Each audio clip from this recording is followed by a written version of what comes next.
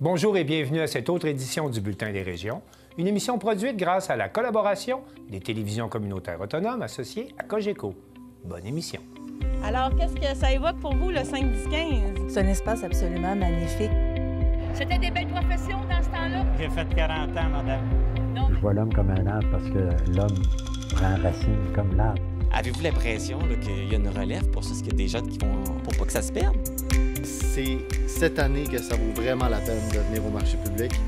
Ça représente une belle tradition, en fait, qui est un peu un porte-bonheur pour les pêcheurs.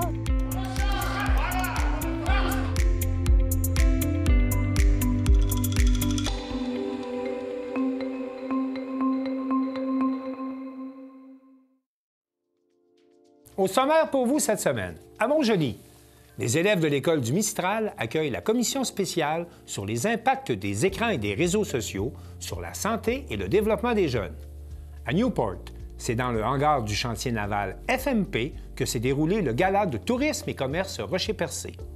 À Cap-Santé, le marché de Noël d'antan se réinvente pour une 22e année. À Montmagny, Jocelyne Cazin parle de sobriété et de son deuxième roman intitulé « Funeste récolte ». À Forestville, une exposition qui fait vibrer la couleur. À Sainte-Anne-des-Monts, on prend la fête de l'Halloween vraiment au sérieux. À Bonaventure, le Musée acadien du Québec présente 4 regards féminins sur la Gaspésie. À Baie-Saint-Paul, l'athlète de snowboard cross Rose Savard-Ferguson sur les traces de la championne mondiale Dominique Maltais. Mais pour commencer cette émission, rendons-nous à Thetford Mines avec l'équipe de TVCRA pour les célébrations du Jour du souvenir.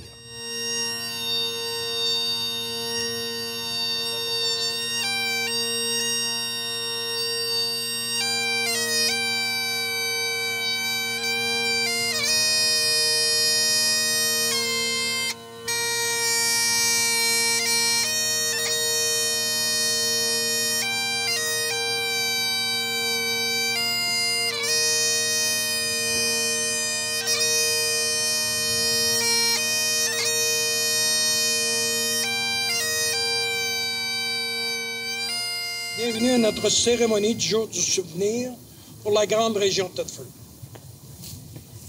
Partout au Canada et dans de nombreux pays, les gens se rassemblent le 11 novembre pour rendre hommage au courage et au dévouement des femmes et des hommes qui ont fait le sacrifice suprême, soit mourir pour leur pays. Les hostilités de la Première Guerre mondiale ont pris fin à la 11e heure, le 11e mois 1918. Plus de 279 hommes de la région de Thetford ont participé à la guerre entre 1914 et 1918. L'année suivante, on a célébré le premier jour du souvenir pour commémorer celles et ceux qui ont fait le sacrifice suprême et aussi remercier les femmes et les hommes qui ont servi leur pays. Depuis ce temps, les Canadiennes et Canadiens ont combattu dans d'autres conflits et bon nombre y ont donné leur vie. Pendant la Deuxième Guerre mondiale, la guerre de Corée, l'Afghanistan et autres missions. Afin que nous puissions être libres aujourd'hui, on doit se souvenir. Le 6 juin 1944, il y a 80 ans, les troupes alliées ont pris d'assaut les plages de la Normandie en France pour ouvrir la voie vers l'Allemagne. La victoire dans la campagne de Normandie a eu un coup terrible. Les Canadiens ont subi le plus de pertes parmi toutes les divisions du groupe d'armée britannique. Je veux ici mentionner la participation du régiment de la Chaudière à la place Junot, à Bernières-sur-Mer, entre autres avec le lieutenant Wally Foy de Thetford, ainsi que le sergent Liboire-Landry, qui lui servait avec le corps des ingénieurs. Le 8 juillet 1944, Thetford Mines vivait le deuil d'un soldat de Thetford, en Normandie. Ce jour-là, le lieutenant Brian Freeman Lynn, qui avait eu 21 ans la veille du département et qui appartenait au Royal Canadian Infantry Corps et prêté au 6e bataillon North Staffordshire, régiment d'Angleterre, perdait la vie au combat à Cambres en plaine. Nous soulignons aussi, le 6 novembre dernier, le 82e anniversaire de la bataille du Saint-Laurent, où de nombreux navires canadiens chassaient les sous-marins allemands. Parmi ces navires, on retrouvait le navire canadien de Sa Majesté, le Thetford Mines, qui a aussi obtenu les honneurs de la bataille du Saint-Laurent, de la mer du Nord et de l'Atlantique. Le 27 juillet dernier, c'était le 72e anniversaire de la signature de l'armistice qui mettait fin à la guerre de Corée. Nous soulignons aussi cette année les 77 ans du maintien de la paix des Nations unies. Les membres des forces canadiennes défendent leur pays, protègent notre paix et veillent à la sécurité dans le monde. Lors de la guerre en Afghanistan, au milieu des années 2003, il y a donc 21 ans, le Canada commençait sa contribution de l'Organisation du traité de l'Atlantique Nord, l'OTAN, dans le cadre de l'opération Athéna. Il ne faut pas oublier que les forces canadiennes sont présentes un peu partout dans le monde. Je vais vous lire maintenant la prière au chant d'honneur. Au chant d'honneur, les coquelicots sont parsemés de lot en lot. Auprès des croix et dans l'espace, les alouettes devenues lasses mêlent leur chant au sifflement des obisiers. Nous sommes morts, nous qui songions, la veille encore, à nos parents, à nos amis. C'est nous qui reposons ici au chant d'honneur. À vous, jeunes désabusés, à vous de porter l'oriflamme et de garder au fond de l'âme le goût de vivre en liberté. Acceptez le défi, sinon les coquelicots se faneront au chant d'honneur.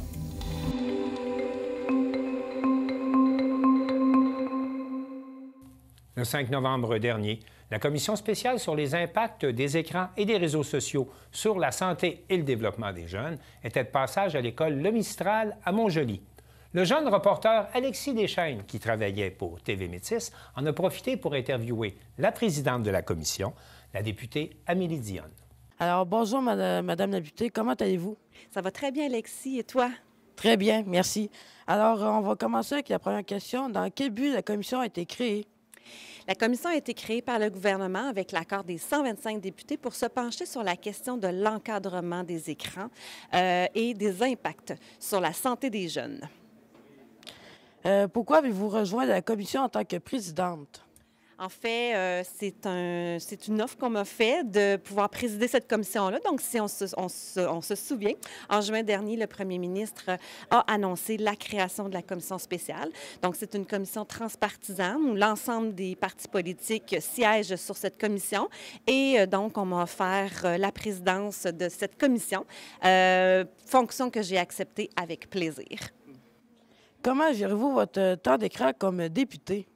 Oh, je vais vous dire que depuis que la commission a été créée, vous savez, on a entendu une quantité d'experts et d'expertes d'organisations en audition. Donc, ça m'a fait moi-même me questionner sur mon utilisation.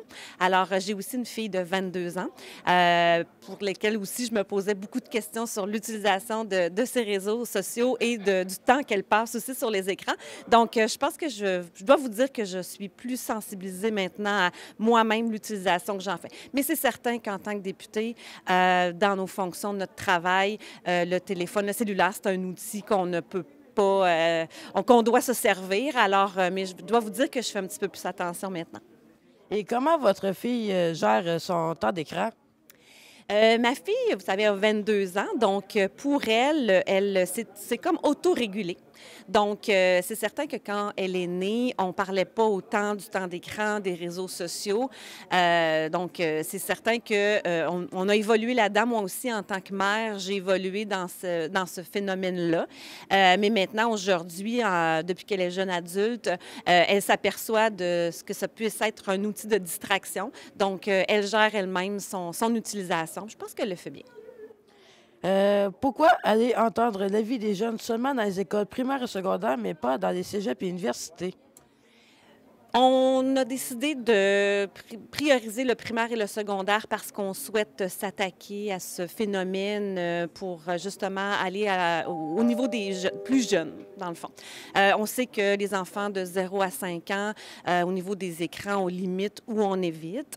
Maintenant, au niveau des jeunes du primaire puis des jeunes du secondaire, on était vraiment curieux de voir, quelles utilisations ils en font, et 2, comment on peut mieux encadrer justement le temps d'écran et le contenu qui est diffusé. Donc, mais comme je vous dis, on a aussi des consultations, des auditions publiques où on va entendre aussi en deuxième phase, après les fêtes, des organismes qui gravitent autour des jeunes. Donc, il n'est pas impossible non plus que des jeunes du cégep et de l'université viennent en audition publique à la commission. Mais on se disait que pour le primaire et le secondaire, ce serait plus facile pour les jeunes de s'exprimer, de nous parler, que ce soit nous qui se déplacent dans les écoles. Alors, c'est ce qu'on a fait parce que je dois vous dire que vous êtes au cœur de nos discussions. Selon vous, quelles sont les pistes de solutions qui devraient être mises en place pour limiter le temps d'écran chez les jeunes? Pour l'instant, on n'exclut rien. On est en mode écoute. Le rôle de la commission en mai 2025, ce sera de remettre un rapport, de rédiger un rapport au gouvernement pour émettre plusieurs recommandations. Donc, présentement, on écoute, on entend les experts, on entend les jeunes, on écoute. Donc, on est en train de se faire une tête, mais pour l'instant, on n'exclut aucune recommandation. Selon vous, quels sont les avantages de l'utilisation du téléphone en classe? C'est certain qu'on vit à l'ère numérique. Donc, pour moi, c'est certain qu'on ne peut pas non plus faire fi de la technologie parce vous êtes nés là-dedans. Et c'est certain qu'on évolue dans cette ère numérique-là. Donc, c'est important aussi au niveau pédagogique que les enfants, les jeunes puissent quand même apprendre à se servir des outils. Comme je vous dis, le rôle de la commission, c'est vraiment au niveau de l'encadrement des outils technologiques et non de les bannir. Selon vous, quels sont les inconvénients de l'utilisation du téléphone en classe? C'est certain que les experts sont pas mal tous d'accord à nous dire, et même les gens du domaine de l'éducation, à nous dire que ça peut devenir un outil de distraction très important. Alors, c'est pour ça qu'on se questionne sur le fait de les avoir en classe ou pas, le fait de les utiliser à l'école ou pas, mais c'est certain que la plus grande raison qu'on nous dit, c'est vraiment le phénomène de distraction avec les notifications et tout ça. Donc, je pense que au niveau scolaire, c'est plus ça qui nous préoccupe. On sait que vous avez invité Meta et TikTok à s'exprimer sur le sujet le 25 novembre. Qu'attendez-vous de ces géants numériques? Meta et TikTok, on les a contactés, on s'est parlé même au téléphone. On leur a expliqué qu'on n'est pas là pour jouer les avocats. On pense qu'ils font partie de la solution. Meta, TikTok joue un grand rôle au niveau des réseaux sociaux, au niveau de l'utilisation des écrans. Alors, pour nous, en commission, pour les membres, je pense que c'est important qu'on travaille avec eux à trouver des solutions, pour mieux encadrer l'utilisation, mais aussi pour mieux sécuriser dans le fond, les contenus, mieux sécuriser les plateformes. Donc, pour nous, ils sont un incontournable. Et pour terminer, si le grand public veut participer à la consultation de la commission, comment peuvent-ils faire? Alors, nous avons lancé la semaine dernière une grande consultation en ligne. Alors, les parents, les grands-parents, les gens, vos enseignants, même aussi les jeunes qu'on n'aura malheureusement pas la chance de visiter, peuvent participer à cette consultation. C'est un petit questionnaire qui prend environ 8 minutes à remplir, puis c'est facile de le trouver. Vous allez sur le site de l'Assemblée nationale et il y a un bel icône là, sur la page d'accueil de l'Assemblée nationale où vous pouvez cliquer et ça vous donne accès au questionnaire. Alors, on invite vraiment les gens. C'est un questionnaire qui est en ligne jusqu'au 31 janvier 2025 et on souhaite vraiment avoir la participation de toute la population. Eh bien, merci, Madame la députée, pour cette entrevue. Bien, merci à vous, Alexis.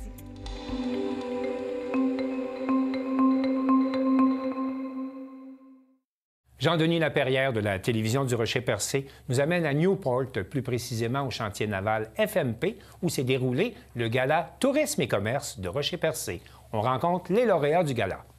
Comment vous trouvez ça d'accueillir le gala de tourisme et commerce à Rocher-Percé dans votre hangar chez Conception Navale FMP? On est très, très contents de recevoir le gala de la Chambre de commerce et tourisme de la Rocher-Percé. C'est comme un honneur un peu de recevoir ça. C'est un peu spécial aussi de le faire chez Conception Navale. Gros hangar, grosse place, mais on est vraiment fiers du résultat. Ça va être vraiment une belle soirée, là. Quand ils vous ont est-ce que c'est eux autres qui vous ont approché pour s'installer ici? Oui, c'est vraiment eux qui sont venus nous voir l'installation. Ils avaient une idée en tête un peu industrielle gala. Je pense que le résultat est là ce soir. Là. Donc, James Lévesque et Fils a gagné le prix Elles sont encore là. Qu'est-ce que ça signifie pour vous, cette reconnaissance-là? OK. Je peux te dire, 55 ans, on va toujours dire que c'est une vieille histoire. Ça a commencé en septembre 69. C'est mon père qui avait acheté le commerce en 69. Puis depuis ce temps-là, ça ne s'est pas fait tout seul. J'avais une très bonne équipe en arrière de moi. C'est pour ça qu'on est encore là aujourd'hui. Puis, vous dire, j'ai toujours eu la passion, puis même après 55 ans, je l'ai toujours. Qu'est-ce que ça signifie pour vous, cette reconnaissance-là pour Espoir Québec? Bien, pour moi, ça signifie que les gens sont contents du service que OAA donne à la population.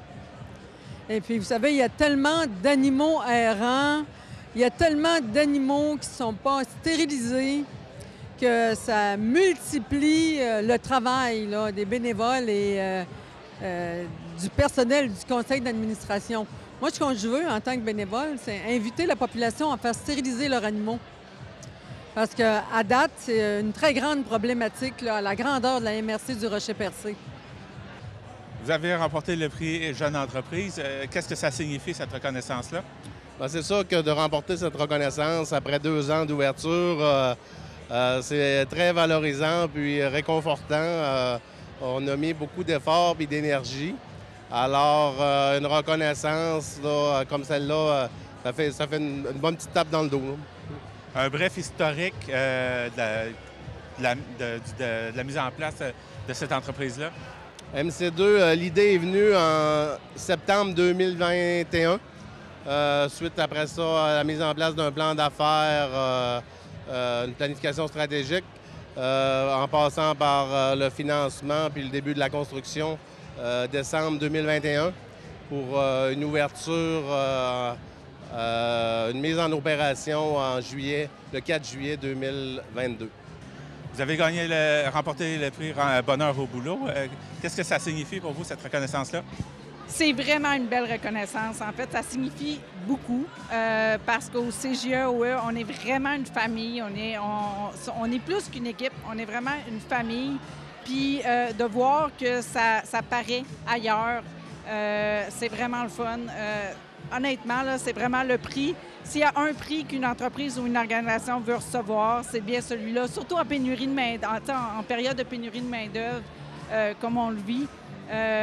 Nous, ça fait... il y a des gens qui sont au service du CGE Option Emploi depuis plus de 15 ans, même 26, 27 ans bientôt. Donc, ça signifie qu'on est bien, on a vraiment du fun. On le mérite, ce prix-là, je pense. Vous avez gagné le prix Tourisme, Restauration, Hébergement, Soins. Qu'est-ce que ça signifie, cette reconnaissance-là? Eh bien, pour moi, ça me touche vraiment beaucoup. Ça va faire près de 30 ans que la Maison Mathilde existe. Puis je suis toujours aussi passionnée qu'au tout début, là. Alors, pour moi, c'est une belle reconnaissance. Je me dis que les gens, pour moi, c'est une marque de confiance que la communauté me donne. Et puis, écoutez, ça me donne juste le goût de continuer et de poursuivre dans cette belle vague-là, qui est la restauration, puis qui est le Percé aussi, que j'adore. Vous avez dit que ça fait 30 ans que le restaurant Maison Mathilde existe. C'est quoi les ambitions ou les prochaines étapes suite à cette reconnaissance-là? Écoutez, depuis les dernières années, on apporte toujours de la nouveauté, des rénovations, des nouveaux décors. On apporte toujours des plus d'une année à l'autre. Alors, pour moi, je me dis, bon, bien, les gens apprécient ce que l'on a fait. J'ai une super équipe derrière moi aussi. Je ne fais pas ça toute seule. Heureusement qu'ils sont là. Puis, je me dis, bon, ça va me permettre de continuer. J'ai encore d'autres projets, on va voir. Je suis en hôtellerie aussi, avec l'Auberge des Trois-Serres. Alors, c'est 2 beaux commerces que j'affectionne particulièrement, puis qui est dans un endroit que j'adore. Et j'ai mes enfants qui sont avec moi, qui aimeraient prendre la relève. Alors, j'ai la chance de travailler avec eux. Puis ça, c'est quelque chose qui me touche beaucoup, vraiment. Vous avez remporté le prix Tourisme, Activité, Événements. Qu'est-ce que ça signifie, cette reconnaissance-là? Écoute, ça signifie surtout que le travail que j'ai fait avec mon équipe depuis février 2024, ça a quand même progressé très rapidement. Les gens embarquent avec nous. Ça signifie énormément pour moi. Ça me donne des ailes pour continuer. sans rentrer dans les détails, là, c'est quoi les ambitions de la base plein air de Bellefeuille? Les ambitions à venir, écoutez, on a une grosse campagne de financement qui commence. On a des subventions qui s'en viennent. On a des réparations de nos grands chalets, des canaux, des zodiacs. On a plein de choses à rénover. Mais puis on a des cabines à mettre sur pied. Fait que on a beaucoup d'ouvrages encore à venir, mais ça s'annonce très bien.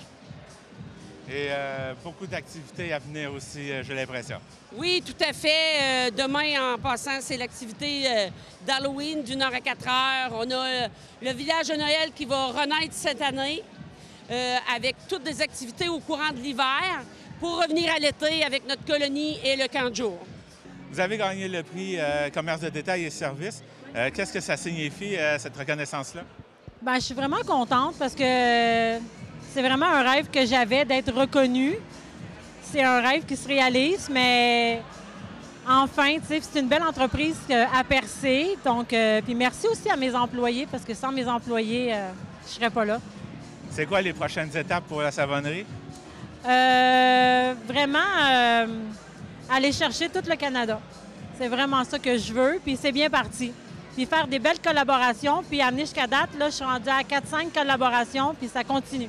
Des beaux projets qui s'en viennent. En plus d'être l'entreprise qui reçoit le gala de tourisme et commerce Rocher-Percé, vous êtes en plus celle qui remporte le prix industriel. Qu'est-ce que ça signifie, cette reconnaissance-là? On est vraiment content de recevoir au niveau d'industriel parce qu'on travaille vraiment beaucoup fort au niveau de plus ou moins développer les produits au niveau de la région, de la MRC. Fait que c'est un prix qu'on accepte grandement, vraiment les bras ouverts. C'est quoi les prochaines étapes pour Conception Navale FMP? La prochaine étape, c'est vraiment de développer les bateaux électriques au niveau du tourisme pour qu'on soit vraiment 100% vert dans le marin dans les futurs. Alors, Mathieu Duguay, Jessica Kane, en plus d'avoir remporté les prix pour MC2 et le restaurant Maison Mathilde, voici que vous recevez la reconnaissance personnalité industrielle de l'année. Comment vous recevez ça, cette reconnaissance-là? Mais en fait, je suis surpris de la reconnaissance, surtout en couple avec ma conjointe. C'est une belle reconnaissance. Ça fait toujours du bien, une petite tape dans le dos. Moi, en fait, j'avais posé la candidature de Mathieu. J'espérais tellement qu'il l'aille parce qu'il le mérite. Puis je me retrouve à ses côtés. Pour moi, là, ça a été vraiment... ça m'a vraiment touché beaucoup d'être là aussi. Eh bien, bonne continuité à vous deux. Vous écoutez votre reflet d'ici. Revoyez tous nos reportages sur notre site Internet.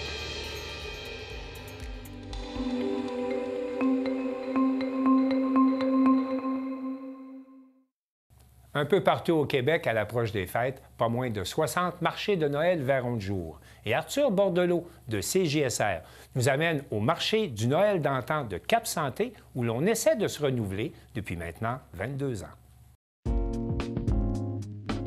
À chaque année, le marché du Noël d'antan à Cap-Santé accueille des milliers de visiteurs.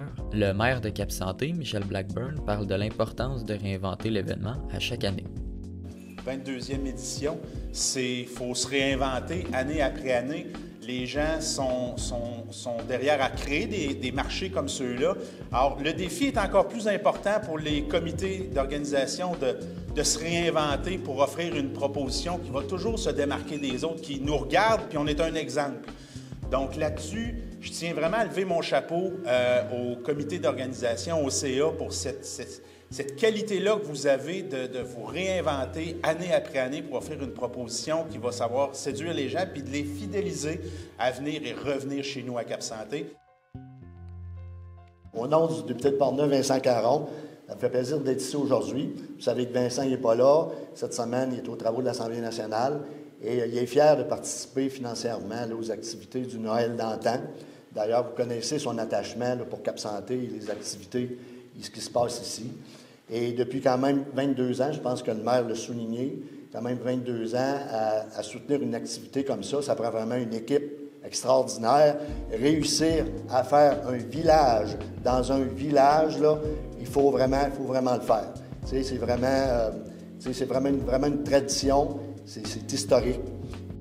Le marché de Noël aura lieu du 29 novembre au 1er décembre. Pour avoir un résumé de la programmation, j'ai discuté avec William Doré, le coordonnateur adjoint du marché. Oui, cette année, encore une belle programmation. On a plusieurs groupes de musique qui vont venir. On a de l'animation aussi avec Frisson sur la place Desjardins des enfants.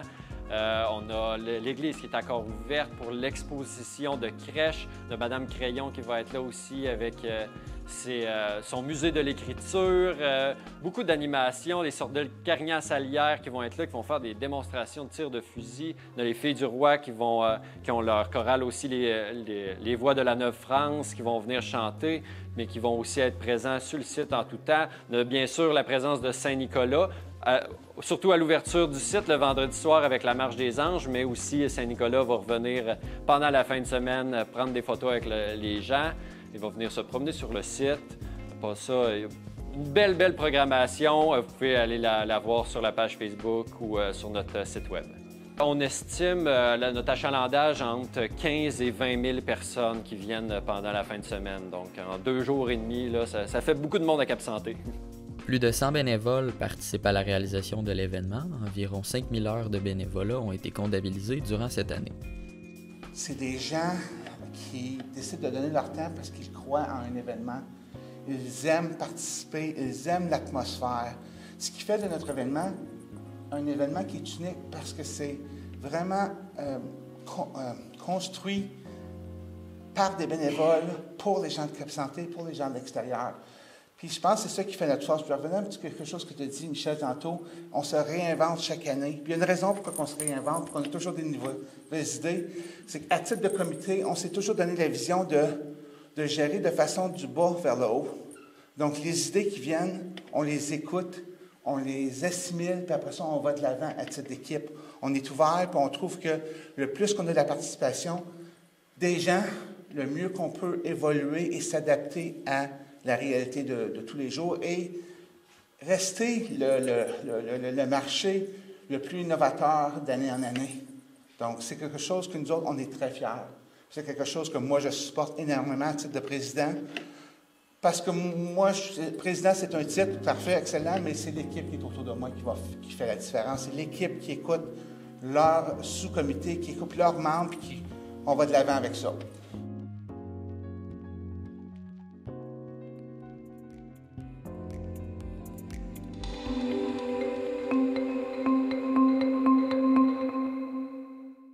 Michel Montminy de CMA TV rencontre la journaliste Jocelyne Cazin.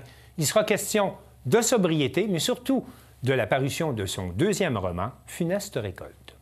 Notre prochaine invitée, elle nous fait, je dis bien, l'honneur de sa visite. Jocelyne Cazin, bonjour. Bonjour, Michel. Comment vas-tu? On se dit-tu? Parce que ça fait longtemps qu'on se connaît. Ben oui, ça fait une dizaine d'années. Au moins une dizaine d'années. Au moins une dizaine d'années. Et ça me fait toujours plaisir d'arriver à Montmagny. Tu es un incontournable pour moi. Merci, c'est tellement apprécié. Ouais. Alors, je vais m'habituer à te dire tu en ondes. Comment vas-tu, Jocelyne? Je vais bien, je vais vraiment bien. Et je vais surtout bien depuis un peu plus d'1 an. Parce que, je l'ai déjà dit en ondes, j'ai arrêté de boire de l'alcool. Je suis sobre d'alcool depuis le 23 septembre 2023 et je ne m'en porte que mieux. Je dors bien la nuit, j'ai plus d'angoisse, j'ai plus de chaleur, je me réveille plus avec des grosses chaleurs. Le matin, je me lève en forme et de bonne humeur. Bref, ça va de mieux en mieux. Alors, vive la sobriété pour Jocelyne Cazin.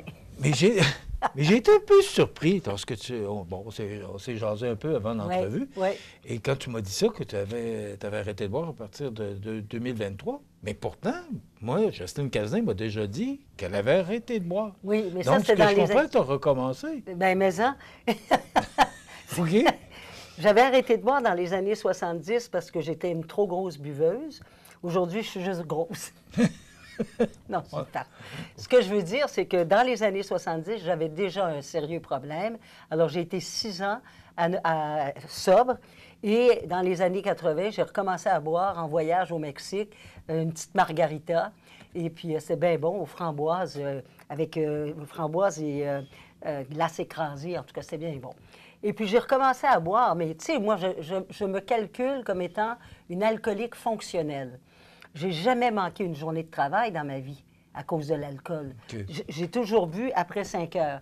Tu vas me dire, il est 5 heures quelque part dans le monde. Ce qu'on appelle le social. Le social, sauf que le premier verre, c'est trop, puis 1000, c'est pas assez. C'est ça. Alors, je prends un verre de vin, après ça, j'en prends un deuxième, pendant que je fais à manger, puis pendant qu'on mange, un troisième, puis un quatrième, etc., je prends la bouteille.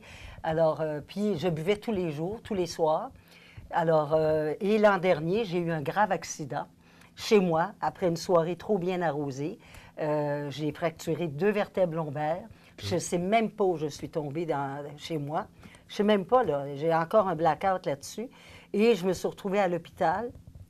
J'ai été 32 jours à l'hôpital. Alors, ça dégèle, puis ça dégrise, comme on dit. Okay. Et puis, je me suis sevrée pendant ces 32 jours-là. As-tu trouvé ça difficile? Mais pas à l'hôpital, parce que, en plus, j'étais sur les médicaments, là, à cause mais par après, quand la vie reprend son cours normal? Là. Non, parce que... Et en plus, j'ai adhéré à un mouvement qui s'appelle « En sobre ta vie ». Alors, mais c'est juste, malheureusement, c'est juste pour les femmes, mais c'est vraiment très bien. Et donc, depuis ce temps-là que je suis avec ce groupe de femmes-là, où on s'entraide pour rester sobre. Mais rester sobre, pas sèche, rester sobre, mais sereine. Jocelyne, ta visite aujourd'hui, oui, c'est une autre belle réalisation. Oui. J'ose déranger, en octobre 2014. Oui. Ma véritable identité, septembre 2020. Pire que l'éternité, octobre 2022. Et là, tu nous reviens parce que tu t'es découvert un talent, puis tu es très talentueux, je dois le dire. Bien, merci. Tu nous arrives avec Funeste récolte. Oui, oui. C'est le 4e bouquin que tu as écrit depuis 10 ans. Oui. Qu'est-ce qui t'amène? Parce qu'à chaque fois, on pense toujours, ben là, on va peut-être prendre sa retraite, mais là, je pense que c'est pas dans les cartons pour Jocelyne Cazin de prendre sa retraite prochainement. Comme j'ai souvent dit, moi, j'ai pris ma retraite de TVA, mais je ne me suis pas mise en retrait. Je fais autre chose. Et c'est ce que, d'ailleurs, tu sais, je donne des conférences sur la retraite et j'incite les gens à faire autre chose, à demeurer actifs, que ce soit intellectuellement et physiquement. Et moi, je demeure active intellectuellement en écrivant des livres. Mais c'est drôle parce que c'est pas moi qui ai choisi d'écrire des romans. C'est carrément l'éditeur de Flammarion Québec, Erwan Le Seul, qui est venu frapper à ma porte et qui m'a dit « J'ai lu tes 2 premiers livres. Et j'ai aimé ton écriture. Est-ce que tu aimerais écrire un roman? » Quand j'ai commencé à l'écrire, donc c'était fin 2022, je pensais jamais que ce livre-là serait autant d'actualité aujourd'hui, en 2024. Pourquoi? Alors, tu sais que Donald Trump a gagné son élection et Donald Trump a promis d'expulser 11 millions de migrants illégaux des États-Unis. Qu'est-ce que tu penses que vont faire une partie de ces migrants illégaux? Comme ils l'avaient fait par le biais du chemin Roxham entre 2017 et 2023, il y a des milliers, il y a pas loin de 40 000 migrants illégaux qui ont passé par le chemin Roxham jusqu'à ce que le gouvernement fédéral décide de le fermer, ce chemin. Mais il y a d'autres chemins, il y a d'autres... Écoute, il y a 800 kilomètres de frontières entre les États-Unis et le Québec. Alors, il y a plein d'endroits, dont le chemin Dundee, j'en parle dans mon livre.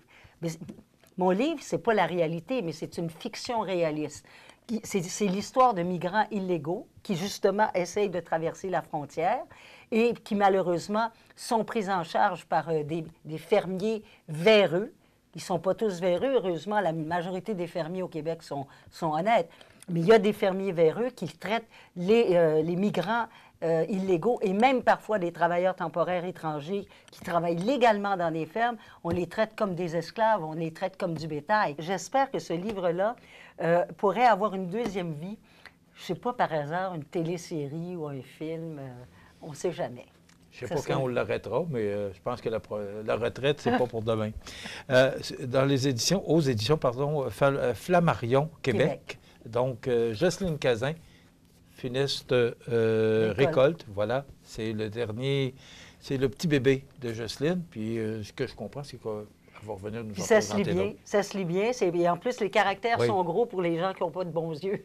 Oh, bon, on peut le montrer. Là. Je pense que les gens voient bien. Là. Donc, ça se lit très bien. Et je te promets que je vais lire. Je n'ai pas eu le temps, malheureusement, parce que du moment où je l'ai reçu, mais je vais le lire, je te le promets, je te ferai mes commentaires. Oui, en plus, je t'ai fait une dédicace. Ben oui.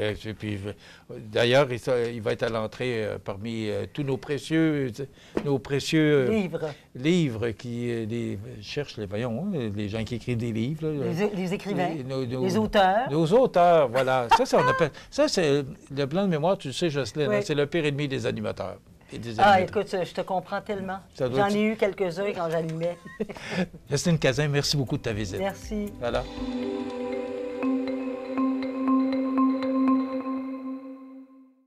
Joanie Michaud-Godreau de la télévision du Littoral nous présente une artiste de Forestville, Brenda Tremblay, qui présente une exposition sous le thème « Vibrer la couleur ». L'artiste peintre de Forestville, Brenda Tremblay, a souligné en grand ses 5 années de carrière dans le domaine des arts.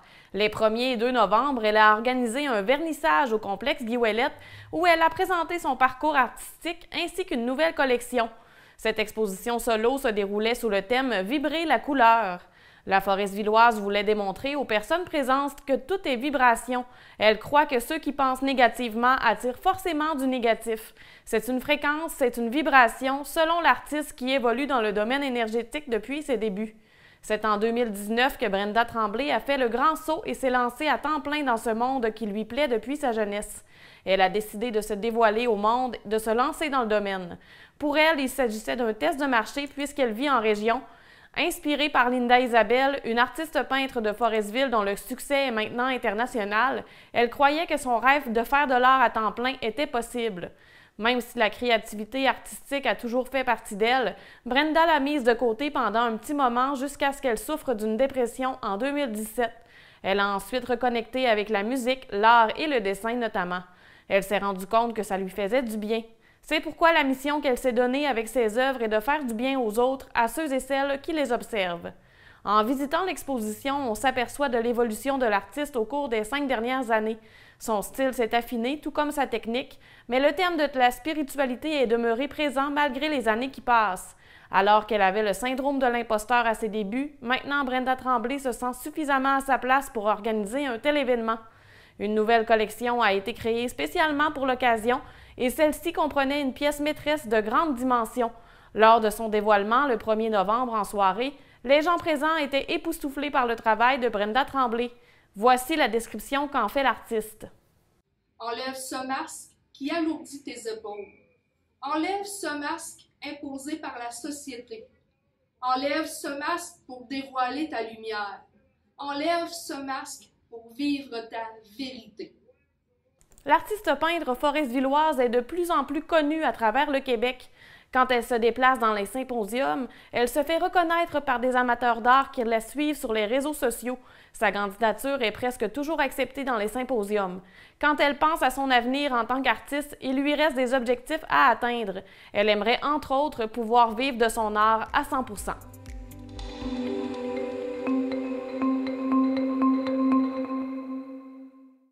Marie-Claire Roy de la télévision de la Haute-Gaspésie nous montre qu'à Sainte-Anne-des-Monts, l'Halloween, on fête ça en grand.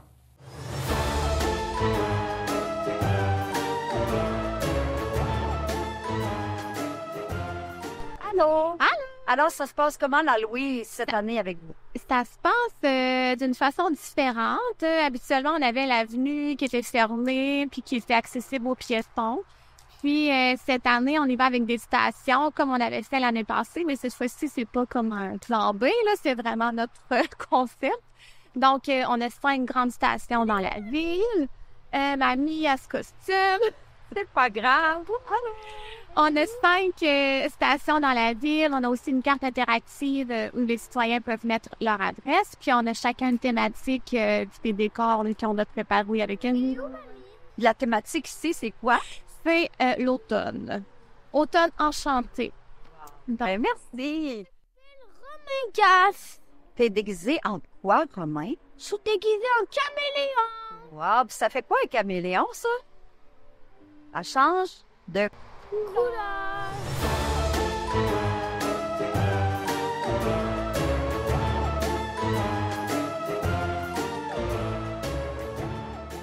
Puis le repère de sorcières.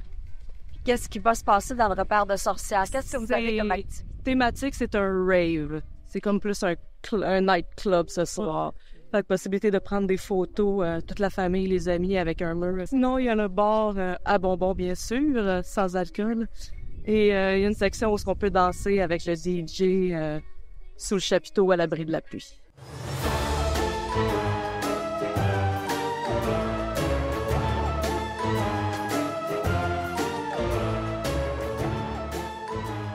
Fait que les gars, plan de match 338, vous allez vous promener dans le secteur est de la ville. Vous allez aller dans le secteur de chez Valérie, à l'est, secteur dans le coin du 601 Saint-Anne-Est.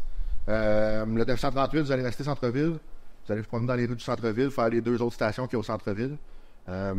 Ça prendra un véhicule qui va virer sur la Bellevue de temps en temps au kiosque qu'il va y avoir dans Bellevue. On a un kiosque aussi qui se trouve à être sur la première avenue du côté ouest, proche de chez Chrysler. Fait que c'est ça. On roule tranquillement, on est gyrophare allumé. Si on a un appel, on sort de la file, on s'en vient à la caserne. En urgence, mais quand même tranquillement. On fait ralentir le trafic. Puis on essaye le plus possible d'être sécuritaire. On donne des bonbons aux jeunes, on s'amuse, puis on est prudent. Salut, Louis. OK, c'est quoi la station qui est ici? C'est le temps l'étrange manoir des Burton. C'est dans l'univers de Tim Burton, le réalisateur de films, qui a fait Édouard aux mains d'argent, Jack, l'étrange manoir de Jack, Frankie Winnie, la mariée cadavérique, là. C'est moi. C'est ça, on donne ici les chocolats de couleur chocolat. Donc, c'est la station qui est commanditée par Couleur Chocolat. On a d'autres commanditaires principaux, mais ils sont dans d'autres stations. Donc, vous avez aussi une carte ici. Je ne sais pas si vous l'avez déjà expliqué. C'est toutes les maisons, les stations principales de l'avenue d'Halloween avec les adresses. Puis, les amis qui font toutes les adresses vont courir la chance de gagner un très grand prix. On a des clients. Oh, wow! Incroyable! Super! Wow! Venez! Des bonbons! Des bonbons!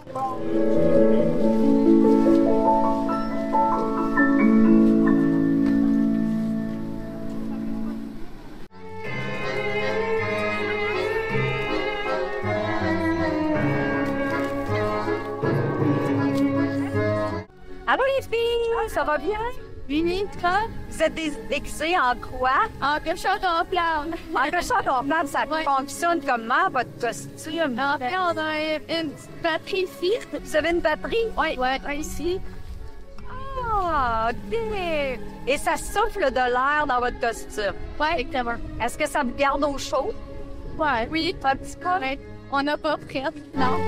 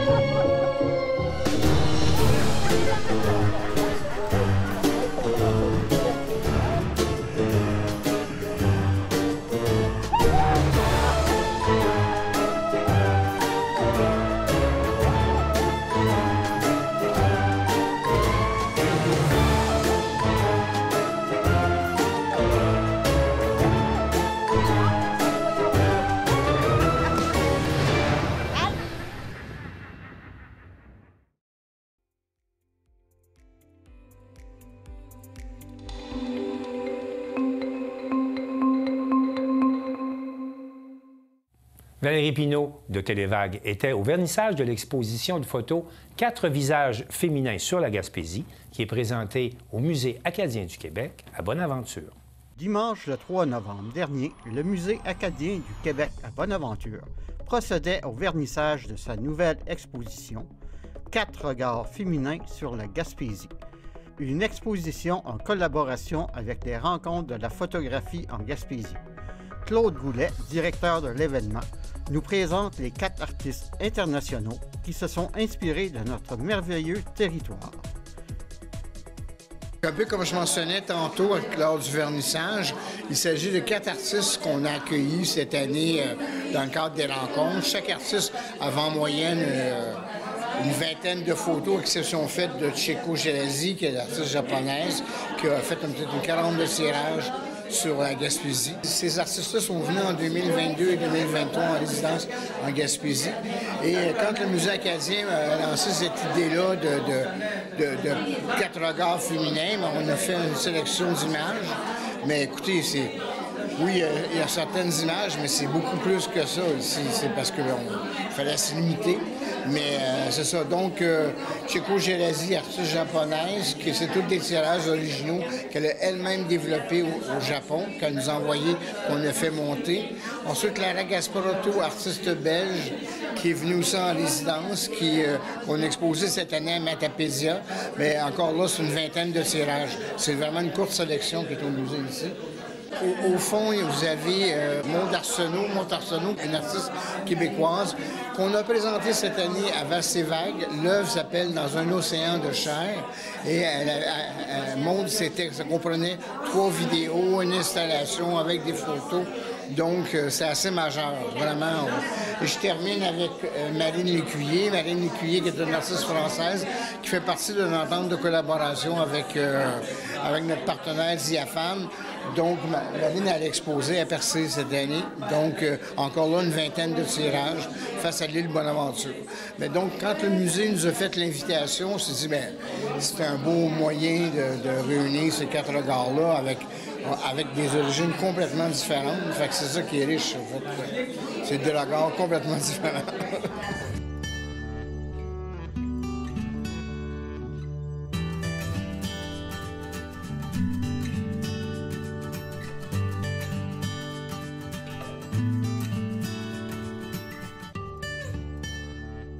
Et pouvez-vous me parler des rencontres de la photographie de cette année? Comment ça s'est passé? Mais c'était la 15e édition. Ça s'est vraiment bien passé. Les gens étaient très, très contents. Au fait, 15 ans, c'est pas rien. Puis en plus, mais dans le cadre de la tournée des photographes qui s'est déroulée du 30 août au 2 septembre, écoutez, ça a été fabuleux. T'sais. Puis il se crée des amitiés avec les artistes. Même hier, j'avais encore un courriel d'une artiste italienne qui était en résidence, Alessandra Calo, qu'on va exposer l'année prochaine. Elle venait à Paris pour Paris Photo et elle allait dormir chez Thaïsa Froidure, qui est venue en résidence aussi. Fait qu'il y a des amitiés au fil des années qui s'est créées. Je ne raconte pas. Mais c'est ça, c'est un peu le but des rencontres. Le mot le dit, c'est des rencontres. Mais cette année, l'édition, ça a été vraiment l'exposition japonais au musée ASP, qui est, écoutez, avec une cinquantaine de tirages qui étaient là, donc 5 artistes japonais, ce qui nous a donné une entente avec le festival de Kyoto l'année prochaine au Japon. Et les rencontres viennent l'an prochain? Ah oui. Ouais, c'est sûr. Donc, du 15 juillet au 30 septembre, comme toujours, parce que c'est toujours les mêmes dates. Mais oui, c'est sûr que ça va bien. Rien à dire. Donc, ça continue. C'est une belle aventure, en fait. 16 ans l'année prochaine. C'est pas rien. Eh bien, merci beaucoup. Mais merci à vous. 4 regards féminins sur la Gaspésie. La photographie mise à l'honneur au Musée acadien du Québec à Bonaventure jusqu'au 15 décembre 2024.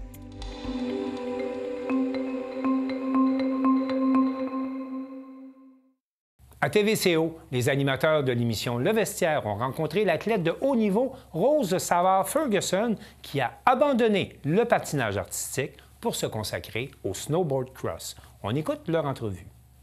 Elle est en nomination comme athlète de l'année au prochain Gala du Fil avec nous. Rose Savard-Ferguson, comment vas-tu? Ça va bien, vous? Très bien. Très bien. Parce qu'aujourd'hui, on parle d'un sujet que j'adore, c'est le snow. Le snowboard sur toutes ses coutures. Mais d'abord, il y en a plusieurs qui te connaissent déjà comme athlète de patinage artistique.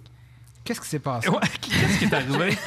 Un revirement de situation, vraiment. Il y a plusieurs facteurs. De un, le patinage artistique, c'est reconnu pour un environnement un peu toxique. Tu sais, troubles alimentaires et tout, là, c'est pas une histoire très heureuse. Mais bref. Mais écoute, j'aime vraiment ça parce qu'on n'entend pas parler tant que ça. Non, vraiment pas assez. Puis on se sent toujours seul là-dedans. Puis j'ai reparlé à plein d'autres athlètes de patinage qui vivaient la même chose que moi. Une grosse pression d'être mince, d'être parfaite, toujours. Puis j'avais simplement pas le corps qu'ils voulaient que j'aille. Et donc, ça a laissé des grosses séquelles. J'ai dit finalement...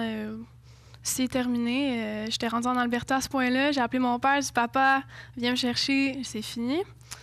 Et finalement, c'est arrivé quand, ça? J'avais 14 ans. OK. Quasiment 15. Mais tu sais, il y avait des années avant ça là, que tu le subissais puis tu continuais quand même. Vraiment. Je suis partie de Montréal pour cette raison-là. Je pensais peut-être que ça allait aider, mais le dommage était déjà fait. T'sais, j'étais tellement jeune dans tes années où tu te développes, ils mettent ça dans la tête. Mais ayant une mère qui connaît le sport, ça aidait ou pas? D'une certaine manière, oui, parce qu'elle savait de quoi je parlais. Elle l'a vécu elle-même. Ah ouais? Oui, mais d'une autre manière, elle aussi, on lui a dit ça toute sa vie. Donc, ça y a pris longtemps avant de se rendre compte, OK, c'était pas correct ce qui m'est arrivé à moi. Parce que j'imagine, à un moment donné, tu penses que c'est la norme. Exact. Mais ce l'est pas. T'as pas besoin de torturer tes athlètes pour qu'ils soient bons. C'est ça, je me suis rendu compte quand l'entraîneur de mon frère me dit « Hey, t'as-tu déjà fait du snow? J'ai jamais fait ça de ma vie. » Je dis « Non, mais je peux essayer. » Puis j'étais comme « Wow, j'ai pas besoin de pleurer à chaque entraînement. » C'est super, j'aime, donc Ben, passons au plus positif. Donc, mais il y a 4 ans, je trouve ça vraiment intéressant, par exemple, parce qu'on n'en parle pas souvent. Puis je sais qu'il y en a plusieurs qui vont écouter le vestiaire et vont dire « Ouais, c'est peut-être pas normal là, ce qu'on vit. » Donc, il y a d'autres choses, là. Il y a du positif, justement, comme il faut en parler. C'est un sport magnifique, mais l'environnement, il faut qu'il change. Ça n'a pas le choix. Ben, écoute, t'as passé au snow, justement, Paulou. Pourquoi le snow? Puis ça fait comme depuis 4 ans que tu en fais seulement, si je comprends bien. 3 ans. Et nommé l'athlète. Exactement. Ça va bien. C'est ça? Hey, ça va bien. Je pensais jamais que j'allais me développer aussi rapidement. Mais finalement, il y a beaucoup de points en commun. Patin snow, c'est des corps, c'est la vitesse. C'est vrai. Puis j'avais regardé mon frère faire ça toute ma vie. Donc, c'est venu rapidement. J'ai monté rapidement en haut de l'équipe du Québec. Puis même au niveau international un peu. Donc, moi, je regarde ça aller. Je suis vraiment émue. Surprise? Oui. Ouais. Oui. Beaucoup? Mais c'est pas que je crois pas en moi, c'est juste que, je veux dire, 3 ans, habituellement, c'est pas assez. Mais j'avais tellement de capacités que j'avais entraîné pendant ces années-là au patin que ça s'est transféré. L'environnement est meilleur, j'imagine? L'ambiance est différente du patin? C'est un choc culturel. Mon Dieu, je peux manger un burger devant mon coach. Nous autres aussi, on le fait. Hein? Puis si je le finis pas, il me dit « Finis ton burger si tu vas aller vite. » Je comprenais pas ce qui se passe. Parce que j'imagine, c'est ça, là. Il faut que tu aies du poids, il faut que tu colles à terre, il faut que... C'est un autre. Tu as dû être un peu, à la limite, choqué de dire « Hey, j'ai donc bien perdu du temps. » La gravité, c'est ton ami maintenant, là. Oui, c'est ça, mais il a fallu que je transforme mon corps, là, les heures passées au gym pour prendre la masse musculaire. Là. Mais je pense que ça fait mieux avec ma personnalité. J'aime ça faire des gros jumps, finalement. C'est ça. Mais j'aimerais qu'on différencie un peu, parce que, bon, on pense, la planche, en tant que telle, il y a plusieurs disciplines. Il y a le slow style, il y a le big air, il y a le snowboard cross, un peu ce que faisait, ce que faisait Dominique Maltais, pour ceux qui... Qu'est-ce qui te plaît dans ce type de course-là? C'est vraiment la vitesse. Ouais. Moi, j'ai toujours aimé la vitesse. Je faisais du ski avant, puis je faisais juste du downhill en ligne droite sur le damé. C'est le fait que tu vas tellement vite, puis tu fais un jump, puis tu as un moment dans les airs où tu sens rien, puis tu as juste le vent dans tes cheveux un peu. Là. C'est cette adrénaline-là pour laquelle je vis. Là. En donnant des coups de coude en même temps. Oui, mais c'est ça qu'il faut comprendre aussi. C'est ça, là. Tu sais, c'est pas une descente, là, une petite promenade au parc, là, parce que t'as quand même 3 autres filles qui essayent d'être premières. Ça pousse. Est-ce que ça pousse tant que ça? Maintenant, moins. Ils ont changé les règlements. Si tu pousses, tu peux te faire disqualifier assez rapidement, mais les parcours sont pas tant larges que ça, puis ça t'envoie tout en même place, fait que c'est sûr, ça s'accroche tout le temps. Faut vraiment que tu sois stable, faut que tu aies des bons abdos, sinon tu vas te faire pousser dans le binette assez rapidement, je dirais. Donc là, écoute, dans 3 semaines, tu nous quittes, tu t'en vas en Autriche, si j'ai bien compris. Oui, exact. Pour les premières vraies compétitions de l'année, j'arrive du Chili pour des coupes Amérique du Sud. Là, on s'en va faire des coupes européennes avec toutes les équipes internationales. Là. Ça commence bientôt. Ma question, c'est, une fois, on s'entend là, présentement, c'est dur de s'entraîner ici au Québec, là, les conditions. Mais quand il y a de la neige, c'est-tu possible de s'entraîner ici? Ou il faut vraiment s'expatrier? À un plus bas niveau, absolument. Le problème qu'on a au Québec, c'est qu'il n'y a pas beaucoup de places qui font un parcours. Exact. Puis les parcours peuvent avoir plusieurs niveaux. Puis à un certain point, quand tu es trop rapide pour le parcours, ça sert plus à rien. Tu sais, les jumps sont plus assez grands, c'est pas assez rapide. Exact. Donc, il faut vraiment s'expatrier la majorité du temps, là, malheureusement. C'est la meilleure endroit pour s'entraîner? Il y a le Mont-Royal qui font toujours un beau parcours. Ouais, oui, une petite montagne en Beauce. Quand même. Et sinon, une autre petite montagne dans le milieu de nulle part, Val-Saint-Côme. Je sais pas si vous connaissez. Ouais. En ce moment, je suis plus basée là-bas. Là, ils travaillent sur faire un plus beau parcours. Là. Fait que ça devrait être beau. Il y a quand même de l'espoir parce que je me rappelle aussi qu'il y avait une question d'assurance pour les montagnes. Parce qu'à un moment donné, en tout cas, dans mon jeune temps, jadis naguère, je me rappelle que on pouvait s'entraîner ici, c'était possible. Mais il y a eu une mauvaise chute, on a tout fermé, c'était trop cher en assurance. Fait que c'est difficile pour des athlètes comme vous. Puis les conditions qu'on a au Québec aussi sont pas... Non, sont instables. Il faut que la montagne elle sacrifie une piste au complet parce que justement, le public général peut pas aller dans la piste. C'est trop dangereux. Je pense que les gens comprennent pas à quel point c'est difficile. Nous, on pourrait le faire, mais en 3 skis. Oh non, non. Non, mais il y en a. Il y en a qui le font, c'est vraiment cool. J'aimerais ça. Ouais, mais non. Non. Moi, je pense à mon coccyx. Non, moi, je supporte ça, vraiment. Peut-être un jour au vestiaire. Est-ce que tu as eu des discussions avec Dominique Maltais, justement, pour connaître un peu comment ça se passe? Parce que, tu sais, on a quand même eu des globes de cristal. Quelques-uns. Une tablette assez lourde. Oui, elle s'y connaît, on peut dire. C'est sûr que j'y ai parlé moins que mon frère, mais je l'ai rencontré. C'est vrai aussi, t'as quand même ton frère dans ta cour qu'on a reçu ici au vestiaire. Ouais, exact. Oui, puis les gens du Snowboard Cross sont tellement accueillants. J'ai eu beaucoup de gens autour de moi assez rapidement, mais c'est sûr que j'ai discuté avec elle beaucoup, souvent au Frill ou quand j'ai croisé au Massif. Ouais, donc elle a su ma carrière, super contente pour moi. Elle like mes posts sur Instagram. Ta saison, ça ressemble à quoi cette année? Tu vises combien de courses? Beaucoup de courses quand même. Je peux pas donner un chiffre exact, mais une grosse saison. Je vais essayer d'être dans le top 3 du cumulatif nord-américain et de faire mes débuts sur la Coupe du Monde, ce qui devrait arriver au mois de décembre en Italie et à la fin de l'année à Sainte-Anne, au Canada. C'est quand même très hâte de voir les échelons qui ont été gravis très, très rapidement de ton côté. Et j'imagine que tout ça coûte quand même relativement cher. Est-ce que tu as des commanditaires? Est-ce que tu cherches des commanditaires? Tu es tout le temps à l'écoute d'eux? J'ai des commanditaires, absolument. Je pourrais pas faire ça sans eux. Hein. J'ai BMO Assurance, Suspension Simard, Jean Coutu, chacun son pain qui m'aide beaucoup, mais c'est sûr, j'en cherche toujours.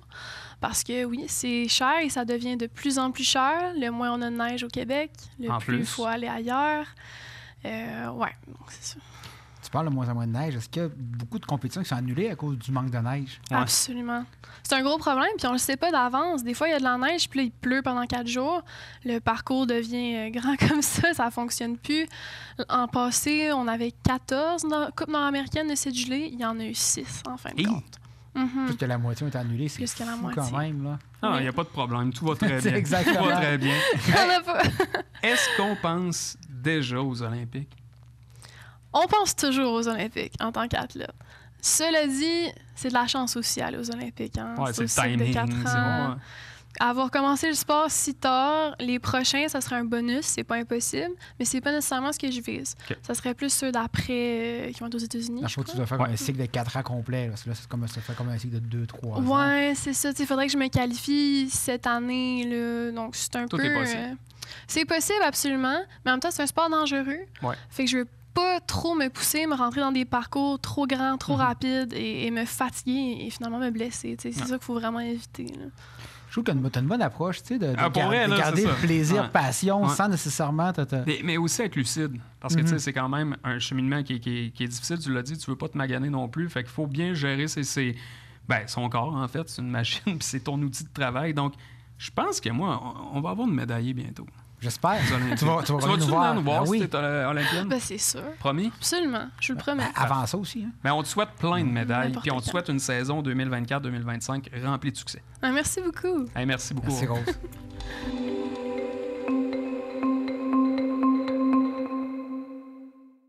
Alors, c'est tout pour le Bulletin des régions cette semaine. On espère que ça vous a plu.